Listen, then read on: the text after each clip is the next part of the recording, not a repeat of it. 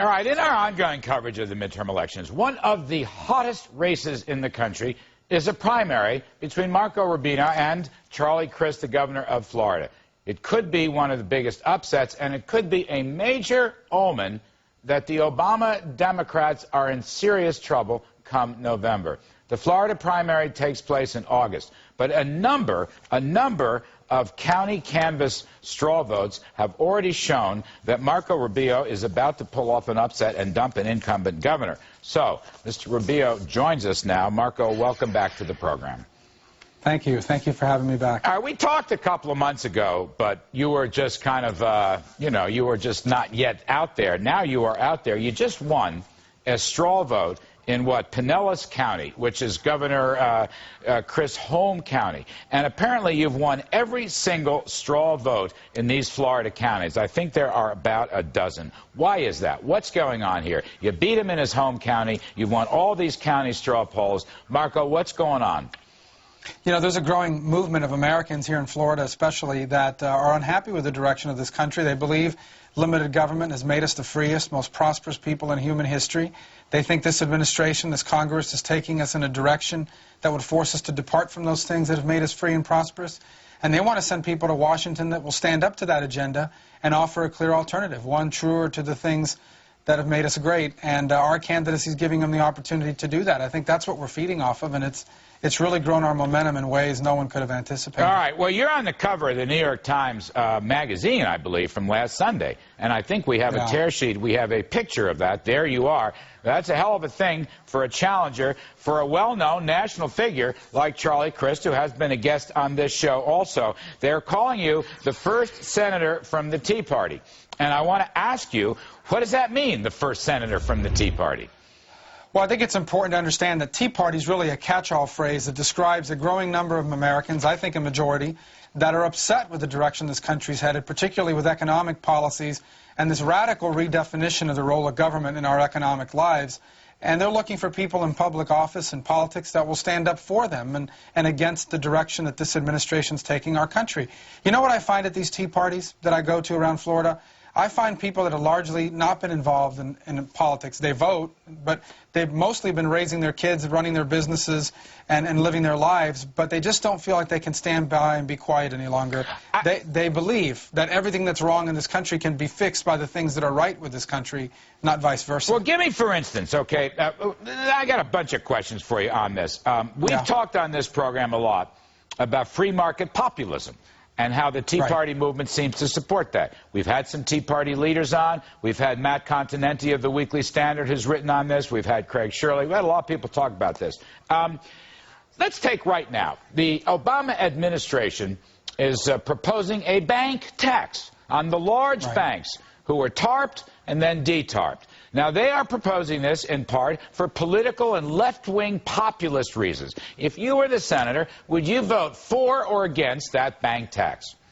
Well, I would be against it. Not only would I be against that, I would be against this agenda that, as I said, fundamentally, and in my opinion, radically wants to redefine the role of government in our lives. You know, they couch it in terms of economic justice or whatever they want to call it. The reality of it is that they envision a country in America where the government plays a much more active role in our daily economic lives, and I think a bank tax is a part of that. What are you going to do? What are you going to do with the remaining TARP bad apples, which is also part of the current story? You got GM, GMAC, AIG, Fannie, Freddie. They may be, I don't know about General Motors, they may be doing better. But the others, GMAC, AIG, Fannie, and Freddie, look to me, Marco, like they're permanent wards of the state. Taxpayer dole in perpetuity. As a senator, how would you handle that? Well, I think the truth is that we never should have been in that position to begin with for the reasons you've just outlined. These aren't just companies that hit a bad bump in the economy. Many of them seem to be companies that just have a bad business model. And all we did is prolong the inevitable in many of those cases. All right, they broke it, but we own it. They broke it, but we own it. As a Tea Party senator, how would you deal with it? Well, let me rephrase. I mean, let me back you up on that for just a second. When you talk about the Tea Party, remember, I'm a Republican. I think the Republican Party is the natural home, if we want it to be, and if we embrace it, for limited government. And how you would fix it is very simple. Embrace those things that have made us the freest, most prosperous people in the history of the world. And it hasn't been, you know, government isn't what's made America great. It's individuals who are willing to go out and pursue their dreams and hard work in order to make things happen. Look, of the original S&P 500, I think less than 70 of those companies still remain. The other 430 or whatever have been replaced by new companies that basically looked at the new opportunities in the marketplace and put them out of business. I always say one of the great things about America, it's the only country in the world where poor people put rich people out of business, not because government did it, but because they had a better idea and were willing to work harder. Why are we prepared to abandon Marco, that? Why are our leaders? Hang on one second. You're going to come back. I want to spend a second with you. All right, we're back with Florida Republican Senate candidate Marco Rubio, who is winning county canvass straw vote after straw vote against Governor Charlie Crist. Marco, we just got limited time. I want to do some lightning round stuff with you, if you wouldn't mind. Okay.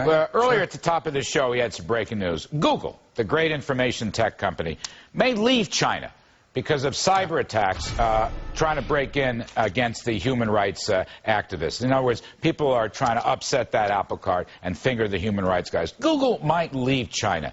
Now, that's a hell of a moral principle statement by an American business, is it not? It is, and I congratulate him for doing it. Not enough. We're not talking enough about human rights abuses in China, and I think more of that needs to be done. I congratulate them for that. Yeah, I mean, I asked him, Mr. Drummond, a good chap, and I said, this is about your opposition to censorship. And he said, that is exactly right. Sometimes it's not always about profits, Marco. That's fascinating. We don't see enough of that in our American business life.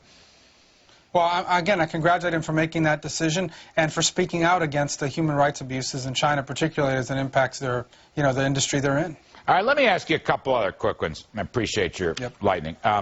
What's Charlie Crist done wrong?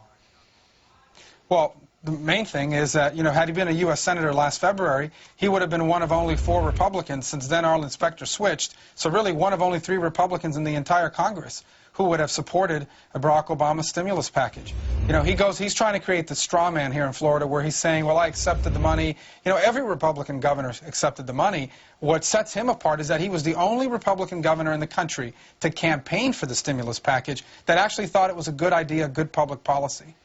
And if you were elected senator, what would you do about the 10% unemployment rate, which may or may not be 10% if and when you get in? But what are your general solutions to the high unemployment and worries about the economic recession?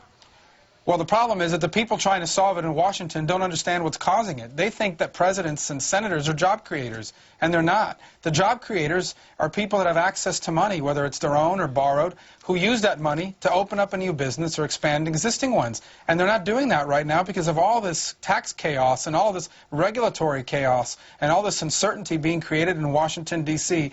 If perhaps the most stimulative thing they can do in Washington, D.C. right now for our economy is take a 2-year recess or something. Stop creating uncertainty in the American marketplace. It is the #1 thing that's holding back this recovery, which right now is, quite frankly, a jobless one, unfortunately.